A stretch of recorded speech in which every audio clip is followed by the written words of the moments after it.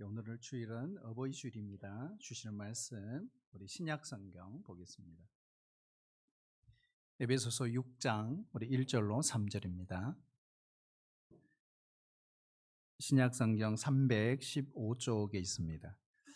우리 함께 찾으셔서 한 목소리로 우리 합독하도록 하겠습니다. 에베소서 6장 1절로 3절입니다. 같이 읽을까요? 시작. 자녀들아, 주 안에서 너희 부모에게 순종하라. 이것이 옳으니라. 내 아버지와 어머니를 공경하라. 이것은 약속이 있는 첫 계명이니 이로써 네가 잘 되고 땅에서 장수하리라. 아멘. 한번 따라해 주실래요? 믿음의 자녀는 다릅니다. 진짜 다르네요. 네, 감사합니다. 우리 구원받은 그리스도의 가정은 늘 성령 충만합니다. 어떤 집에 가보면 가족끼리 그냥 있기만 해도 서로의 사랑이 넘칩니다. 그리고 서로가 깊이 신뢰합니다. 그리고 그 가정에 말씀과 기도가 충만합니다. 그런 집에 가보면 아침부터 저녁까지 함께 있고 싶을 정도로 그렇죠? 기분이 좋아집니다. 세상이 아무리 어려워도 절망하지 않습니다. 그리스도인의 가정이라는 것은 바로 이 땅에 하나님께서 우리에게 베풀어 주신 천국을 경험할 수 있는 유일한 장소입니다. 하나님의 최고의 선물입니다. 사람은 누구든지 가정이라고 하는 이 울타리 안에서 존재합니다. 가정이 어떠한가가 결국 그 사람의 인격과 그리고 그 사람의 신앙을 결정한다는 것은 우리가 두말할 필요가 없습니다. 우리의 가정의 달, 특별히 믿음의 자녀들이 진정으로 우리 부모님을 생각하고 믿음으로 효도하는 우리 귀한 축복의 가정들이 다 되시기를 바랍니다. 어떤 분들은 기독교는 이 동양 종교가 아니므로 효라고 하는 의식이 있는가라고 질문하는 분들이 있습니다. 실제로 과연 그 효가 없나? 그렇지가 않습니다. 어쩌면 우리 믿는 자녀도 한 인간입니다. 그러므로 효라는 것은 누구든지 도덕적, 윤리적, 양심적으로 인간이라면 부모에게 효하는 것은 당연한 일입니다. 두 번째, 성경은 부모에게 효도하라 하나님 명령하고 계십니다.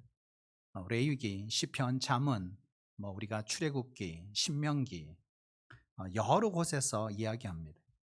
우리가 신약 성경에 들어와서도 마찬가지입니다. 오늘 말씀처럼 에베소서, 골로새서, 그리고 베드로전서, 디모데전서 뿐만 아니라 더 중요한 것이 있어요.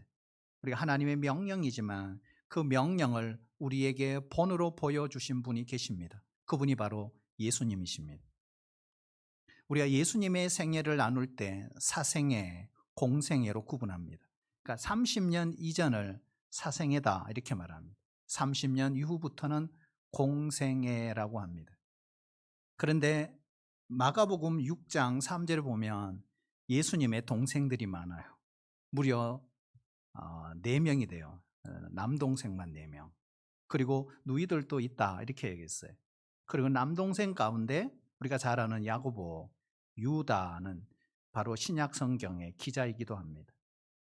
그런데 예수님이 공생애를 시작했을 때 이미 아버지 요셉은 돌아가신 지 오래됐습니다. 그러다 보니 이 아버지의 그 역할 그리고 마지로서의 그 역할을 예수님은 잘 감당했습니다. 많은 성경학자들은 예수님은 아마 목수였을 것이다 그렇게 이야기를 합니다. 그래서 가정을 뒷바라지하는 귀한 일을 했던 분이십니다. 이것으로 끝나지 않아서 예수님의 마지막 삶을 마무리하는 그 순간까지 예수님은 효도를 생각하신 분이십니다. 십자가 위에서 마지막으로 예수님께서 우리에게 남겨주신 효도의 말씀 우리가 2가지를 꼭 기억하셔야 합니다. 첫 번째 따라올까요? 하늘에 계신 아버지께 효도하셨습니다. 우리 요한복음 19장 30절 보면 다 이루었도다 하시고 머리를 숙이니 영혼이 떠나가시니라 그랬어요. 다 이루었다. 예수님이 지상에 남긴 마지막 말씀 뭘까요? 다 이루었다. 다 이루었다. 하늘 아버지, 하늘에 계신 그 아버지께 자신의 임무 완료를 고백하는 것입니다. 예수님은 하늘의 아버지로부터 어떤 미션을 위임받고 이 땅에 오셨습니다. 예수님의 그 미션 무엇일까요? 그것은 바로 인류를 구원하기 위하여 예수님 자신을 목숨을 대속물로 내어드리는 것입니다. 인자가 온 것은 섬김을 받으려 함이 아니라 도리어 섬기려 하고 자기 목숨을 많은 사람의 대속물로 주려 하심이라 하겠습니다. 예수님이 골고다 언덕 십자가에 달려 마지막 거룩한 핏방울을 덩구른 그 순간 마침내 대속의 미션을 완성하는 순간이었습니다. 하늘에 계신 아버지를 향하여 어떻게 외쳤습니까? 테텔레스타이, 다 이루었다. 이 뜻이 뭘까요? 빚을 다 갚아졌다 이런 뜻입니다. 죄는 우리의 부채와 같습니다. 그래서 인간이 하나님 앞에 지불해야 될 부채, 그게 바로 죄입니다. 모든 인간은 죄를 범했습니다. 이 빚을 갚을 수 있는 인간은 아무도 없습니다. 그래서 하나님께서 하나밖에 없는 독생자 예수님을 이 땅에 보내신 것입니다. 예수님은 우리의 모든 빚을 갚아주신 유일한 분이십니다. 여러분 믿으세요? 바로 그 일을 위해서 이 땅에 오신 분이 예수 그리스도입니다. 우리의 죄와 허물을 대신 짊어지시고 십자가에 돌아가신 것입니다. 그 마지막 핏방울이 골고다 언덕에서 떨어지는 그 순간 바로 이 대속의 미션을 완성하셨습니다. 그 아들이 십자가에 달리는 순간 한번 생각해 보세요. 하늘에 계신 그 아버지가 얼마나 마음이 아프셨겠습니까? The Passion of Christ 보면 그 순간 하늘에서 눈물방울 한 방울이 뚝 떨어지잖아요. 그 아버지의 눈물이잖아요. 아버지. 하지만 동시에 이 미션의 완성은 바로 하늘에 계신 그 아버지를 또한 얼마나 기쁘게 했을까요? 예수님은 인류 구원을 위해 죄인 된 자리를 스스로 내려가셨습니다. 어느 날 요단강에 세례받으러 들어가셨습니다. 물에서 나오는 순간 하늘문이 열리며 하늘에 계신 아버지의 음성이 들려왔습니다. 이는 내 사랑하는 아들이요 내 기뻐하는 자다 이렇게 했어요. 진정한 효도는 바로 자녀들이 그 하나님 아버지의 기도를 이루어 드리는 소명의 삶을 당당히 살아가는 데 있습니다. 자, 그렇다면 저와 여러분이 예수님을 따르는 제자라면 그분의 모범을 따라가는 것이 지극히 당연한 일이지 않겠습니까? 오늘 어버이 주일날 우리가 결단해야 됩니다. 우리도 예수님이 마지막 위대한 하늘에 계신 아버지께 효도의 고백을 하신 것처럼 우리도 하늘에 계신 아버지께 먼저 효도하는 인생이 되시기를 축복합니다. 먼저 그의 나라와 그의 의를 구하는 인생으로 살아가는 성도들이 되시기를 축복합니다. 두 번째, 우리 예수님은 서론에서 이야기했지만 육신의 부모님께 효하셨습니다. 사람이 고통을 경험하면 자신의 고통 외에 아무것도 사실은 집중하지 못합니다. 그런데 그 고통스러운 십자가에 못 박혀 있는 최악의 고통의 시간에 예수님은 어머니를 생각하셨습니다. 그리고 그 제자 중에 요한이란 제자에게 이렇게 말합니다. 요한아, 네 어머니야. 내가 이 어머니를 부탁한다. 이렇게 말했어요. 여러분, 이만하면 우리 예수님은 어떤 분이세요? 진정한 효자 아니십니까? 그러면 어떻게 기독교가 효의 종교가 아니겠습니까? 예수님의 제자 중에 가장 오래 산 제자는 바로 사도 요한이었습니다. 그가 어떻게 장수했을까? 성경 그대로죠. 예수님의 어머니를 잘 모신 것으로 인하여 하늘의 상급을 그는 받은 것입니다.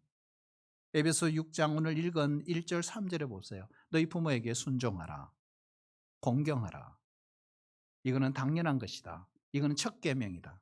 이로써 네가 잘되고 땅에서 뭐하리라? 장수하리라. 그는 제자 중에 가장 오래 살았습니다. 요한복음과 요한 1서, 2서, 3서를 기록하고 나중에 patmos섬에서 요한계시록을 그는 기록합니다. 교회 전성에 의하면 이 patmos섬에 유배되어 있는 그 기간을 제외하고는 늘 자신의 어머니로 마리아를 모셨습니다. 그리고 극진한 효도를 한 것으로 성경은 기록합니다. 말년에 이 에베소 교회에 감독이 됩니다. 그리고 마리아도 거기서 최후를 맞이합니다. 지금도 성지순례를 가보면 바로 에베소의 성모 마리아의 집을 볼 수 있습니다. 그렇다면 요한, 이 중요한 것. 그렇다면 이 사도 요한은 이런 삶을 누구에게 배웠을까요? 따를까요? 예수님. 예수님을 통해 그는 그런 효를 배웠고 그의 대사도인 바울도 효를 배웠습니다. 자, 디모데전서 우리 5장 8절 같이 읽어볼까요? 시작. 누구든지 자기 친족, 특히 자기 가족을 돌보지 아니하면 믿음을 배반한 자요 불신자보다 더 악한 자니라. 사실 우리가 인생을 살아가면서 하나님을 제외하고 부모님보다 더 큰 사랑의 빚을 진 사람은 우리에게 없습니다. 우리가 젊었을 때는 부모님이 나를 사랑하고 입혀주시고 학교 보내주시고 먹여주시고 재워주시고 그렇게 말썽을 부려도 그 사랑이 당연하다고 생각을 했습니다. 하지만 그렇지가 않다는 걸 알게 됩니다.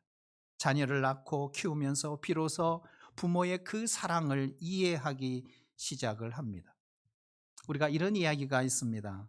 10살이 되기 전에 우리 아버지는 슈퍼맨인 줄 알았다. 무엇이든지 못하시는 것이 없으신 우리 아버지. 그러나 10대가 되면 그게 사실이 아니라는 그 사실을 금방 알게 됩니다. 아버지도 모르는 것이 많다. 못하는 것도 많으신 평범한 대수롭지 않은 아버지. 30대가 되면 아버지는 아무것도 모르는 그런 존재. 아버지가 하는 것은 무엇이든 맞는 것이 하나도 없는 아버지. 이제 30대가 되면 아이를 낳고 기르다 보면 아버지 말씀 중에 가끔씩 맞는 말이 기억이 나는. 아, 맞았구나. 40대가 되면 아버지의 말씀 중에 귀담아 들을 만한 이야기가 조금이 아니라 많다는 걸 알게 됩니다. 그러다가 50대 되면 이럴 때 아버지라면 어떻게 결정을 내리셨을까 생각을 하게 됩니다. 그리고 60대가 되면 아버지의 말씀이 다 맞았습니다. 이렇게 고백을 합니다. 그러나 이미 그때 부모는 더 이상 이 세상에 존재하지 않는 분이십니다. 이 세상을 떠난 다음에야 인정한다는 것은 참 어리석은 일이죠. 그러므로 부모님이 살아계실 때 우리는 그 부모님의 인생의 무게, 그리고 그 무게가 자기 것으로 만들어지는 것이 지혜입니다. 그래서 잠언서를 그렇게 말하고 있지 않습니다. 제가 자료를 찾다가 아버지 이야기만 해서는 안 되겠다, 어머니 이야기도 해야 되겠다. 어머니 자료를 찾아봤어요. 보니까 카톨릭 신자가 이렇게 이야기했어요. 어머니의 사랑을 깊이 깨닫고 그는 글을 하나 적었습니다. 어머니는 그래도 되는 줄 알았습니다 라고 하는 글이에요. 하루 종일 밭에서 죽으라 힘들게 일해도 어머니는 그래도 되는 줄 알았습니다. 찬밥 한 덩이로 대충 부뚜막에 앉아 점심을 때워도 어머니는 그래도 되는 줄 알았습니다. 한겨울 냇물에서 맨손으로 빨래를 방망이질 해도 어머니는 그래도 되는 줄 알았습니다. 배부르다, 생각 없다, 식구들 다 먹이고 굶어도 어머니는 그래도 되는 줄 알았습니다. 발 뒤꿈치 다 헤쳐 이불이 소리를 내도 어머니는 그래도 되는 줄 알았습니다. 손톱이 깎을 수조차 없이 닳고 문드러져도 어머니는 그래도 되는 줄 알았습니다. 아버지가 화내고 자식들이 속 썩여도 끄떡없는 어머니의 모습. 돌아가신 외할머니가 보고 싶으시다고, 외할머니가 보고 싶으시다고 그것이 그냥 넋두리인 줄 알았던 나. 한밤중 자다가 깨어 방구석에서 한없이 소리 죽여 울던 어머니를 본 후론 어머니는 걸으면 안 되는 것이었습니다. 자녀가 모르는 사실 하나가 있습니다. 드러나는 것이 전부가 아니라는 것입니다. 부모님은 자신의 마음에 있는 모든 것을 자녀에게 다 표현하지 않는다는 걸 저도 알게 됐어요. 병원에 갔다 왔다, 넘어졌다, 허리를 다쳤다, 누워 계신다 이야기를 잘 하지 않아요. 나중에 알게 됩니다. 혹시나 자녀들이 걱정할까 봐 그러죠. 네, 요즘 아이들 보면 신발이고 옷이고 모두 고가의 상품을 찾습니다. 어느 날 한 아이가 유명 브랜드 신발을 사달라고 엄마에게 투정을 부렸습니다. 하지만 집안 형편이 고가의 상품을 사줄 수 없었기에 엄마는 이렇게 말했어요. 그냥 아무거나 신고 다녀. 그런데 그 아이가 어느 날 갑자기 사고로 세상을 떠나고 말았습니다. 비통에 잠긴 엄마는 아이가 말했던 그 신발을 샀습니다. 그리고 아이의 책상 위에 올려놓았습니다. 당시 아이에게 무덤덤하게 말했지만 사실 엄마 마음에는 아이가 신고 싶다는 신발을 사주지 못한 것이 목에 늘 걸린 가시처럼 미안하고 아픔이 남아 있었습니다. 그러나 그 아이는 엄마가 신발을 사주지 않겠다고 말하는 그 순간 얼마나 서운한 마음을 품었을까요? 우리도 그렇게 자랐잖아요. 근데 자녀가 엄마 나 저 운동화 사줘 라고 했을 때 이렇게 말하는 부모는 거의 없어요. 얘야 나는 너를 너무 사랑하는데 우리 집안 사정으로는 그 신발을 너무 비싸서 사줄 수 없구나. 정말 미안하다. 이렇게 말하는 부모는 없어요. 오히려 다른 이유를 내세우면서 그런 자녀를 나무라는 게 부모입니다.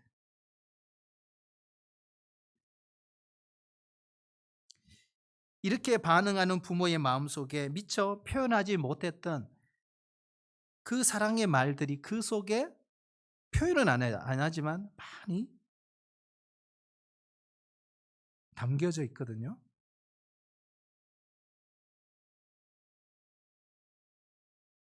어릴 때 저 돌아보면 요즘은 화장실이 너무 잘 돼 있잖아요.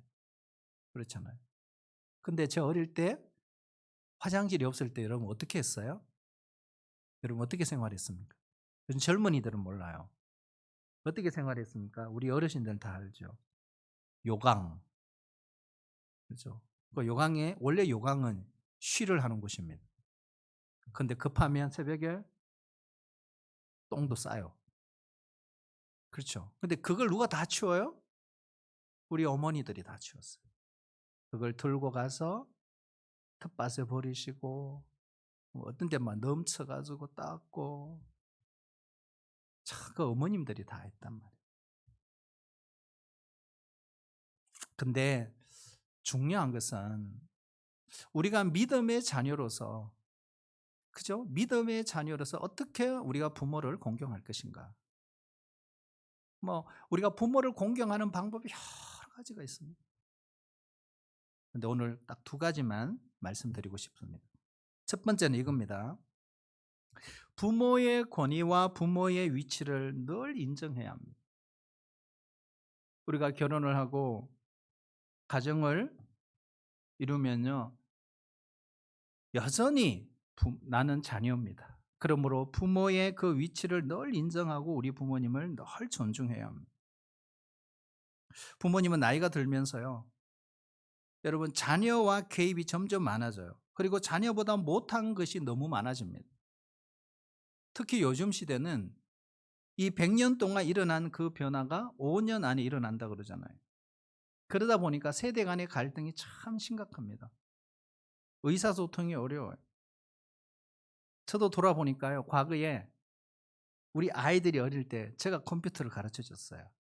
타자도 가르쳐 주고 영어 치는 것도 가르쳐 주고 그리고 핸드폰 사용하는 것도 제가 가르쳐 줬던 것 같아요. 근데 지금 어떨까요? 지금은 아이들 앞에 컴퓨터 컴자도 말 못해요. 그리고 줌의 줌자도 말 못합니다. 왜냐하면 아이들이 저보다 훨씬 더 낫기 때문에 그렇습니다. 나이가 들면요. 육체적으로 자꾸 약해져요. 여러분 부모의 그 신체는 자꾸 약해지잖아요. 그런데 약해져 가는 부모의 그 약한 신체를 보고 부끄러워하거나 무시하는 그런 자녀들이 있을 수 있습니다. 여러분 저도요 50대가 넘으니까요 요즘에 약을 얼마나 먹는지 몰라요. 약 한 움큼 들고 그냥 물 먹고 집어넣고 이래요. 자꾸 안 들리는 거예요. 아이들이 그래요. "아빠 빨리 가 보라고. 이상하다고. 아빠 청력에 문제가 생긴 것 같다." 그래서 가 봤어요. 가 보니까요 왼쪽 귀에 귓밥이 꽉 차 있는 거예요. 이걸 이브인후과 의사가요 떼내지를 못했어요. 그래서 어떻게 했을까요? 하루 가서 약을 귀에 넣었어요. 그리고 말랑말랑하게 오라는 거예요. 그리고 그걸 다 몇 년 동안 쌓인 거예요. 그걸 뜯어내니까요. 너무 보청기 안 달아들겠더라. 너무 잘 들리는. 여러분 이 시력도요 보면 이 모니터가 어떤 데는 저기 무슨 걸 짜지 이럴 때가 있어요. 그러다가 막 잘못 부를 때도 있고. 청력 약해지죠. 시력 약해지죠. 약을 한 움큼 먹죠. 그러다가 무릎이다, 관절이다, 허리다.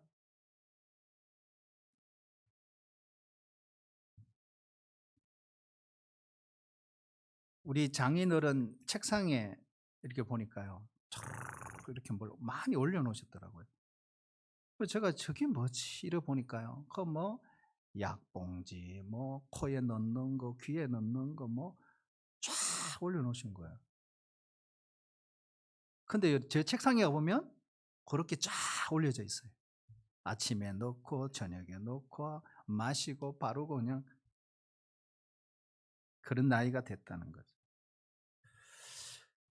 우리가 사춘기가 지나 어느 정도 나이가 들면요. 우리 청소년들은 때로는 연세 많으신 어머님을 학교에 데려오는 것, 부모님 데려오는 것, 또 친구들에게 소개하는 걸 되게 꺼려할 때가 있습니다. 과거에는요. 허리가 굽으신 어르신들을 보면요. 멸시하지 않았어요. 근데 요즘은 노인들을 너무 냉대합니다. 그 현실이에요. 근데 사회적인 분위기가 아무리 이상하게 흘러가도 하나님은 부모는 부모다 말씀하시는 거예요. 이가 좀 빠지고 허리가 굽어져도 얼굴에 주름살이 계속 늘어나도 기억력이 약해지셔도 그 이유로 부모님을 부끄럽게 여기지 말아야 합니다. 부모님을 공경해야 합니다. 두 번째는요. 부모님을 봉양해야 합니다. 믿음의 자녀들. 뭐 누구나 다 하는 일이다 생각하지만 봉양 중에 최고의 봉양이 있어요. 부모님은 우리를 어떻게 키우셨을까요? 먹이시고 입히시고 키우셨어요.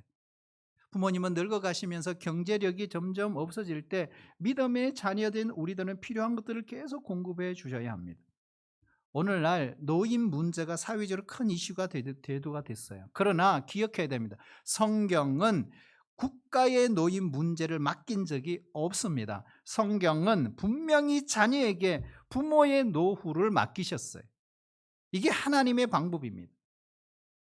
프랑스 혁명 당시에 전쟁이 일어나서 많은 사람들이 굶어 죽었어요. 몇 명의 군인들이 숲을 지나가는데 아들 3명과 또 한 여인이 쓰러져 있는 거예요. 자세히 보니까 배가 고파 기절한 거예요. 그래서 장교가 큰 빵덩어리 하나를 던져주었습니다. 그런데 참 이상한 거는요. 여인이 벌떡 일어나는 거예요. 그래서 빵을 봤더니 빵을 4등분이 아닌 3등분을 나누어서 아이들에게 나누어 줬습니다. 옆에 있던 병사가 이 장교에게 물었습니다. 장교님, 저 여인은 배가 고프지 않는 모양이죠? 그러다 장교가 이렇게 대답했어요. 배가 고프지 않는 것이 아니라 저 여인은 어머니이기 때문이야.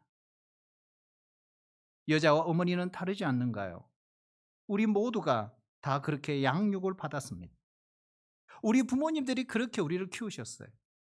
할 수 있는 한 우리 부모님의 노후 복지를 섬겨야 합니다. 어떻게 해요? 믿음의 자녀로서 최고의 복양이 하나 있습니다. 뭘까요? 아무리 최선을 다해 모신다고 해도 우리의 최선에는 한계가 있습니다. 유한한 우리가 언제 어디서나 부모와 함께 할 수 없습니다. 그렇다면 내가 세상 끝날까지 너희와 항상 함께 있으리라고 약속하신 그분께 우리의 부모님을 기도로 의탁하는 거예요. 최고의 복량은 기도입니다. 사랑하는 사람들을 위해서 우리가 기도하는 것을, 고통당하는 이웃을 위해 기도하는 것을 우리는 중보기도라고 합니다. 우리 중보기도의 최우선순위는 부모님이어야 합니다. 종종 아버님하고 통화하면서요, 야, 너 나 위해 기도하고 있지? 이렇게 말씀하셨어요. 네, 아버님 기도하고 있어요. 왜일까요? 왜 중보기도의 최우선순위가 부모님이어야 합니까? 우리의 믿음의 자녀들 입장에서 보면 그 부모님의 그 중보의 기도에 우리는 다 빚진 자들입니다. 부모님이 우리를 기도로 기르셨잖아요. 이제는 우리가 부모님을 위해서 기도로 섬겨야 할 차례입니다. 우리는 부모님이 늙어가시면 다시 아이처럼 되어간다는 걸 우리는 팩트로 알고 있습니다. 노화 현상입니다. 자녀가 어린 시절에 부모에게 늘 듣는 말, 이제는 거꾸로 자녀들이 그렇게 하게 됩니다. 우리가 어릴 때 부모님 우리에게 뭐라고 하시죠? 야, 길 조심해라. 신호등 잘 보라. 밥 그러지 말고 건강 챙기고 공부해라. 이렇게 말씀하시잖아요. 그런데 이제는 어떻게 해요? 우리가 이제 부모님을 향해 걱정해야 돼요. 아버지, 어머니, 길 건널 때 조심하세요. 식사 그러시면 안 돼요. 텃밭 너무 심하게 그렇게 하지 마세요. 건강 생각하시고 제발 건강 좀 챙기세요. 계단 조심하세요. 태어날 때부터 지금까지 이 믿음의 부모님들은 우리를 위해서 기도를 쉰 적이 없으십니다. 지금도 그렇게 기도하십니다. 새벽이고 저녁이고. 문자 그대로 우리를 기도로 기르신 거잖아요. 그 기도가 우리를 살리신 것입니다. 그러면 이제는 우리가 기도로 살려야 할 차례입니다. 부모님이 기도로 우리를 살리신 것처럼 이제는 우리가 기도로 부모님을 살려내야 합니다. 믿지 않는 부모님들 계시잖아요. 여러분 천국에서 만나려면 그 믿지 않는 부모님이 예수님 믿을 수 있도록 기도하셔야 합니다. 기도로 우리 부모님을 주님께 부탁해야 합니다. 우리가 넉넉하지 않아서 잘해 드릴 수는 없어요. 가까이 계셔서 늘 모실 수는 없어요. 하지만 다른 것은 잘 못해도 우리는 기도는 할 수 있지 않습니까? 모든 것을 다 아시고 모든 것을 하실 수 있는 주님께 부모님을 부탁할 수 있지 않겠습니까? 이제야말로 우리 엄마, 우리 아빠에게 그렇게 하셔야 합니다. 우리에게 시간이 얼마 남지 않았습니다. 부모님이 돌아가시고 나면 얼마나 후회하겠습니까? 오늘 예수님께서 우리에게 보여주신 두 가지 모델, 하늘에 계신 아버지께 효도하는 믿음의 자녀 되십시오. 그리고 두 번째는 땅에 있는 육신의 부모님에게 효도하는 삶을 사십시오. 그런데 문제는 부모님을 복양하고 섬기고 순종하다 보면, 사랑하다 보면 어려움이 생깁니다. 여러분, 그 어려움을 생길 때 어떻게 해야 될까요? 포기합니까? 중단합니까? 내가 할 만큼 했어. 이제는 됐어. 충분해. 이렇게 말씀하십니다. 아닙니다. 끝까지 사랑하셔야 됩니다. 그럴 때 여러분 기억하세요. 예수님의 십자가를 생각하시기를 축복합니다. 그래서 이 은혜로 끝까지 믿음의 자녀인 나를 통해 하나님의 영광이 드러나고 하나님의 영광을 반사해내는 그런 믿음의 자녀들 다 되시기를 주의 이름으로 축복합니다. 하나님 아버지, 오늘 어버이 주일 우리가 믿음의 자녀로서 다시 한번 머리 숙이며 우리 부모님들을 생각하며 살아계시는 동안 우리 모두가 후회하지 않는 그런 삶을 살게 하시고, 살아계실 때 하늘에 계신 우리 아버지께로부터 받은 나의 소명을 다하여 땅의 부모님에게는 효의 삶을 다하여 하나님 나라에서 만나는 축복을 허락하여 주시옵소서. 예수님의 이름으로 기도하옵나이다. 아멘.